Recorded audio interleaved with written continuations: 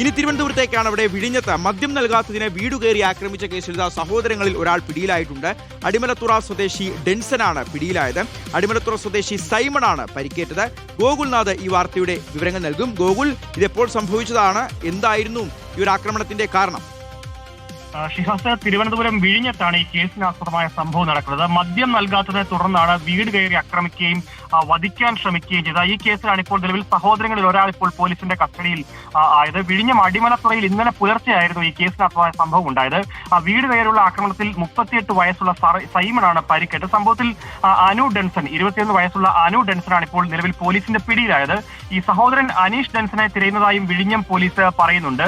ഈ പ്രദേശത്ത് മദ്യക്കച്ചവടം ഉണ്ടെന്ന് തെറ്റിദ്ധരിച്ചാണ് പ്രതികൾ സൈമണിന്റെ വീട്ടിലേക്ക് എത്തിയത്. തുടർന്ന് ഇവർ മദ്യം ആവശ്യപ്പെട്ടപ്പോൾ മദ്യം ഇവിടെ വിൽപ്പനയില്ല എന്ന് സൈമൺ പറഞ്ഞതാണ് ഈ പ്രകോപനത്തിനുണ്ടായ കാരണം. തുടർന്ന് ഇരുവരും തമ്മിൽ വാക്കേറ്റം ഉണ്ടാകുകയും കയ്യിൽ കരുതിയിരുന്ന വെട്ടുകത്തി ഉപയോഗിച്ച് ഈ സൈമണിന്റെ കഴുത്തിന് നേരെ വീശുകയുമായിരുന്നു എന്നുള്ളതാണ് പോലീസ് പറയുന്നത്. തുടർന്ന് ഈ സൈമൺ ഈ വീശ ഒഴിഞ്ഞു മാറിയെങ്കിലും കഴുത്തിന് വെട്ടേൽക്കുന്ന ഒരു സാഹചര്യം കൂടി ഉണ്ടായിരുന്നു. തുടർന്ന് ഇരുവരും വെട്ടേറ്റ് വീണ സൈമണിനെ ഇരുവരും ചേർന്ന് ക്രൂരമായി മർദ്ദിച്ചു എന്നുള്ളതാണ് നിലവിൽ ഇപ്പോൾ പോലീസ് എഫ്ഐആറിൽ രേഖപ്പെടുത്തിയത്. വീട്ടിലെ കട്ടിലും വസ്ത്രങ്ങളും ഒക്കെ നശിപ്പിച്ചുവെന്നും പോലീസിൽ പരാതിയുണ്ട്. തുടർന്ന് ഈ പ്രതിയെ ഇന്നിപ്പോൾ പിടികൂടുകയായിരുന്നു എന്നുള്ളതാണ്.